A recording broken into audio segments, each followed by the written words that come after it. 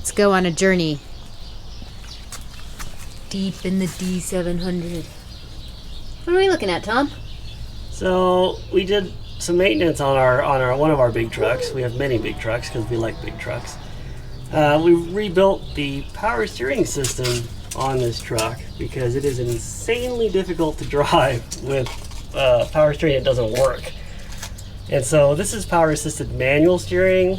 You can see there's a control valve mounted to steering linkage, and through hydraulics that drives a ram on the drag link. There's a power steering pump. We resealed that. We made up new hoses, reconditioned the control valve, and got it all working. So now we actually have working power steering, which is quite the assist. Pun intended. Funny man. We also did a little bit of brake maintenance while we were in there, some wheel bearing checks, that kind of thing. Well, yeah, we while I had the front wheel off here, I pulled the drum off, and we cleaned and repacked the bearings, checked the brakes. You know, we bought this truck. We don't know if it's good or bad. It looks bad, but it's not that bad. So I wanted to know what we had before we go down the highway with it to make sure the brakes and the wheel bearings are good. You know, they needed maintenance. They've been sitting a long time. Yeah, the answer was they were not good. They were not good. And then I had a lot of air leaks. This is an air brake truck, and I had to change the control valve, which would be like the master cylinder in the automotive world. That's the main, when you step on the brake pedal, that actuates the air brake system. You know, Tom, it is possible that one or two people who are watching this are not familiar with big truck terminology like air brakes. What are we talking about? Well, big trucks always have an air compressor mounted on the engine. They use air brakes for the braking system rather than hydraulic fluid. And I think the main reason is so they can easily hook up trailers and stuff, so you can just plug in your air line.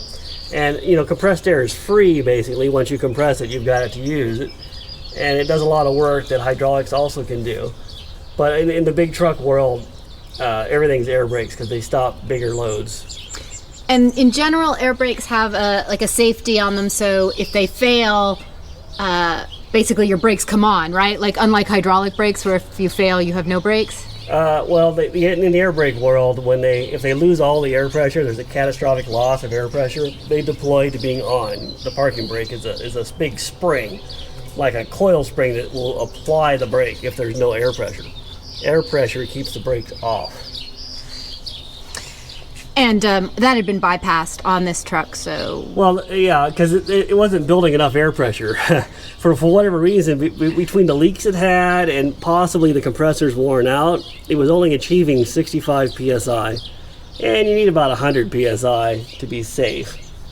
And so somebody else, you know, did the quick, easy fix of just bypassing all the engineered safety into the vehicle. Oh, you don't need that unless something goes wrong. Yeah. Ow. I tripped over something. Very unsurprising. You don't have any excuse to trip over things, Tom. You don't even have the camera. I don't think I did that. Oh, yeah. Safety first in our shop. Okay, what is going on here? Well, rear brake maintenance. Once again, we don't know what we've got, so we're taking it all apart and rebuilding it.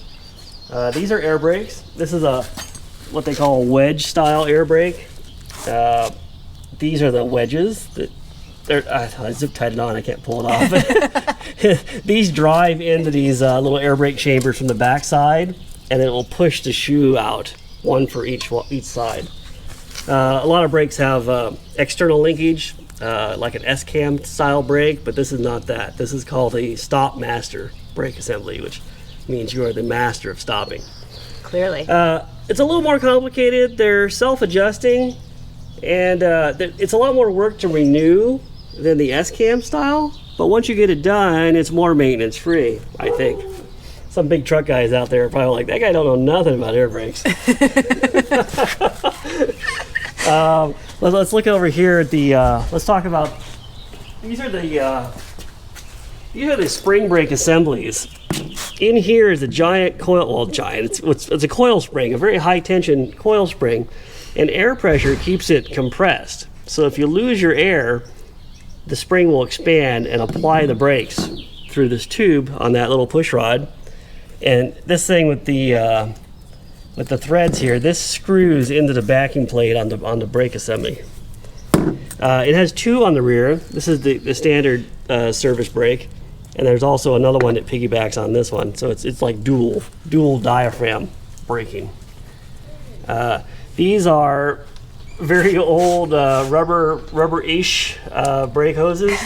They aren't any good, of course, now. Hoses formerly known as rubber. Yeah, they're not there. They're rock hard. The wheel bearings are pretty interesting. You know, they're pretty tiny, pretty good sized stuff. Oh, ow! The dog just hit me with his tail when he ran by. But this thing is really heavy, like 3 pounds. Yeah, and here's the wheel bearing grease seal, which is pretty good size. You know, I'm not a big truck expert, but that seemed like a pretty good size seal. Let's look. The drums are 15 by 6. Wait! I want to look at the axle. Oh yeah. Look at that. Ignore this 440. Just ignore it. Doesn't exist. The axle's pretty good size. We'll have to call up Strange and see if they can make new ones. Try and soup it up. And then these are drum brakes. They're 15 by 6 on the rear, 15 by 3.5 on the front. Pretty. I swear we're getting less and less professional. Let me go underneath the truck. I want to show you guys the size of the rear end housing in this thing. I think it's pretty entertaining. Now, you know, that is the rear end to have in your street rod. I'll put a Coke can there for size comparison. Maybe you can see how big that is. But, you know, 4 9-inches are pretty cute. But if you had this in your super gas car, you'd never break it. It would just be like a wheelie all the way. It would just tilt the front up without you even having to step on the gas. For sure. This is a dust shield. Pretty good size. Let's talk a little bit about these deadly wheels over here. Oh yeah, I'm not getting too close to those. Don't stand in front of it. This is a split rim type wheel, and you will notice that this one is cracked, which could not be any more dangerous, basically. These are multi-piece wheels. You have to be very careful around them. We're not going to retain these because I recently found out that because this truck has Dayton wheels, you can buy tubeless Dayton rims to put in here, a 22.5-inch diameter. These are 20-inch tires, which are, I think, obsolete in the modern world. So we're going to convert that to a tubeless style rim, use the same hub, but the more modern 22.5-inch, safer tubeless wheel. These things, you know, that's just horrendous. and I think this was cracked when they put it on because they put this one on the inside purposely.